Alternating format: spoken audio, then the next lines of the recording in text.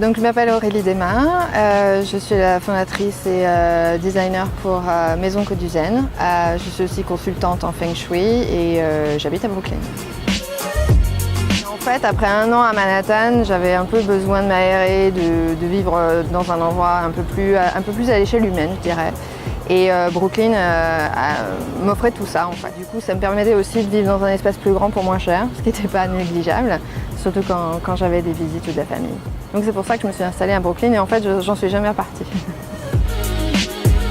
Pour ce qui est de l'intérieur de design en soi, si je devais en citer qu'une, je dirais Ilse Crawford, la designer britannique qui a aussi travaillé, qui a aussi créé une ligne pour Ikea. Pour ce qui est d'où provient l'inspiration, New York, l'inspiration est un peu partout, je dois dire.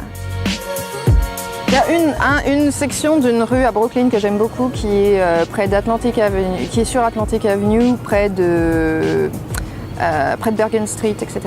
Et là, il y a un endroit où il y a pas mal de magasins de brocants qui est assez intéressant pour chiner si on aime vraiment acheter du vintage, etc. Williamsburg aussi, qui n'est pas très loin d'ici, a aussi pas mal de magasins qui proposent du neuf au vintage, qui sont aussi super intéressants.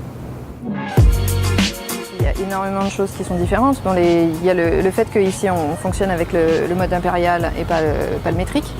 Rien que ça, il faut s'y faire. Même si vous travaillez avec une clientèle européenne qui en règle générale parlera quand même en métrique, tous les vendeurs, les personnes à qui vous allez affaire, les constructeurs, etc.